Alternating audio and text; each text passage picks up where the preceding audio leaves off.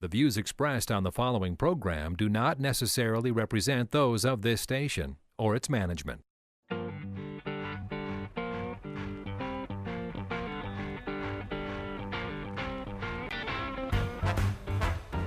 It's time for Where You Live with Gene and Tony, the show that's all about owning, buying, selling, renting, and association management. If it involves a home, we'll talk about it. Here's your chance to get your homeowner questions answered. From the Concierge Landscape Studios, here's Gene and Tony. Needed the shelter of someone's arms, and there you were. Needed someone to understand my ups and downs. Good morning and welcome to Where You Live with Gene and Tony. I'm Gene Sullivan. And I'm Tony Crockett. How are you, Gene, in this wonderful new year? I am great. Good. And we want to say thanks for being a part of our show today, folks. It's great to have you with us. And, of course, with us, as always, is our trusted board op, known as the Wyatt Earp of the industry for having the fastest fingers on the buttons. How are you doing today, Chris? I'm good. How about yourself? Happy New Year. Happy New Year. Happy New Year to you.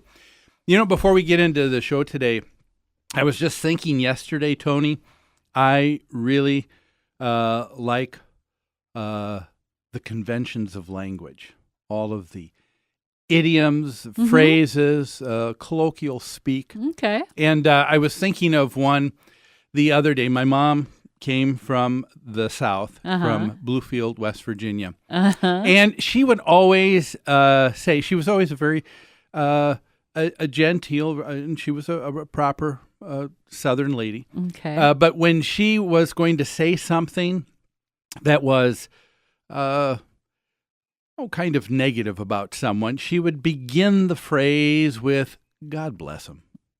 Yeah. You know what I mean? I do know what you mean. As in, oh, God bless your Uncle Al. He's just stupid. If he'd just get over that drinking problem. Yeah. And that was my addition there. My Uncle Al, sorry. And then, of course, you have that in the word but. You know, if someone says, oh, Gene and Tony, we love your show. We love how you make us laugh. We love the topics you talk about. Positive, yeah. But as soon as you say the word but, doesn't it automatically negate everything that was just said? It does. It does. So you're saying when your mom said, God bless him, you knew something negative was kind of falling. Yeah, it was a nice way of being able to say something. So did we get one of those comments? No, not from a listener. However,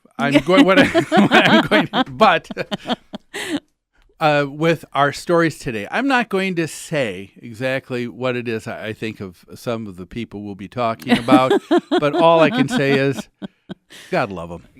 God love them all. All right. Folks, again, thanks for being a part of the show today. You're listening to Where You Live with Gene and Tony. We are broadcasting from the Natural Green Lawn and Landscape Studios. Remember, Natural Green is a locally owned and operated lawn and landscape care company.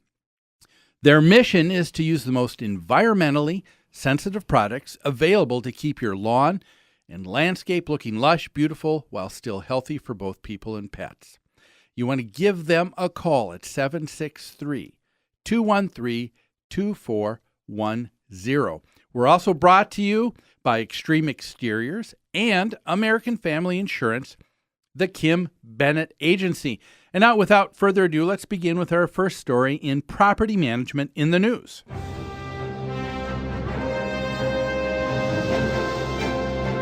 Property management in the news is brought to you by Home Furniture and Abbey Floor Coverings. Their showrooms are staffed with professionals who will help you choose what you need to fit both your lifestyle and budget. Whatever you need, chances are they'll have what you're looking for. Now, if you wish to avail yourself of special pricing and discounts you're not going to find anywhere else, all Where You Live listeners can call Customer Service Coordinator Lori Matson at 952-224-2663. That number again,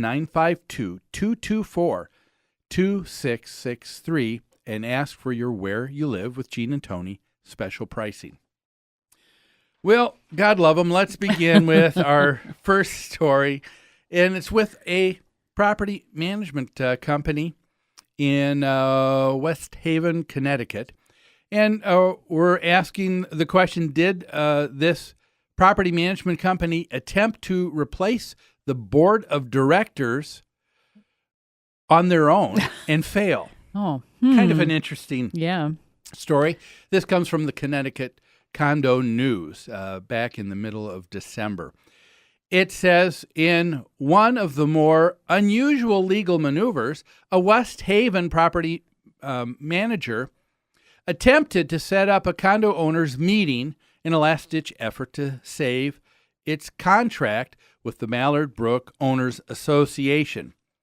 Despite the fact that the only board of directors have a right to call an association meeting in Connecticut, apparently Fisher Realtors, the management company, asked the 158 unit owners to attend a meeting where it had hoped to discuss the contract which the board members had decided to cancel at the end of the year.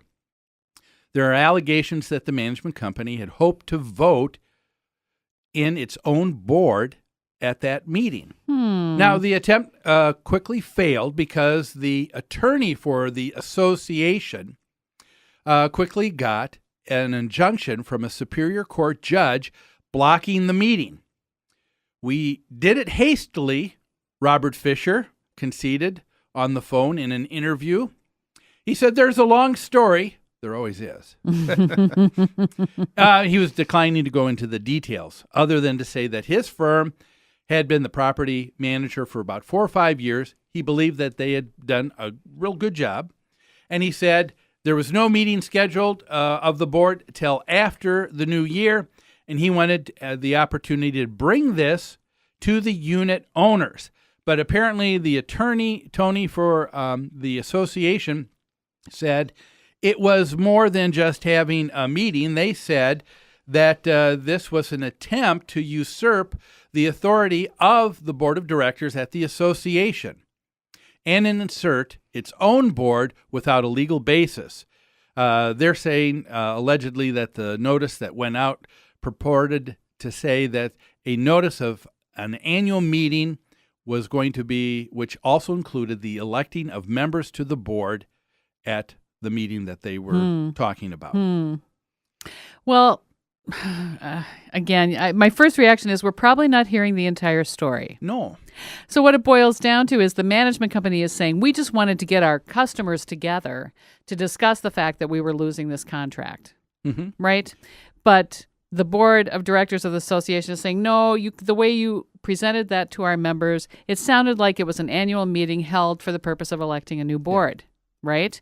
So who knows what the truth is? We haven't seen this announcement or this notice they sent. No, right? that's right. And that would be, to me, a very important piece. Because exactly. When someone is stating something, you have to use the word allegedly because they are giving you basically their perception of what it's stated in the letter. I mean, how many times have we had in our careers as management as property managers, you've had someone who will call and say, you have ripped me up and down in your letter. You were just awful. And you're going, what did I say? what was it that went on? And then you actually read the letter. I mean, I had a homeowner call me and say, Mr. Sullivan, one of your property managers, just really was degrading and awful, and they should be removed from their job. And I said, what was this letter that they wrote?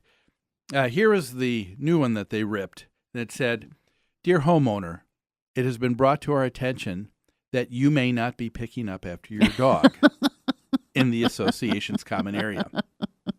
That's a very common standard letter that hundreds of people get every year. If that is ripping a new one, you see what I mean? Perception. I do. I was out on one of our rental properties yesterday, and the site manager said, right next door to the model office, look at the notes that tenant taped to her door. And I saw a note that said, Jeff, please check. I'm getting red ants in the bathroom. And then there was another one, something about a leaky faucet. And please fix my leaky faucet. And I said, yeah, okay. And he goes, can you believe how she talks to me?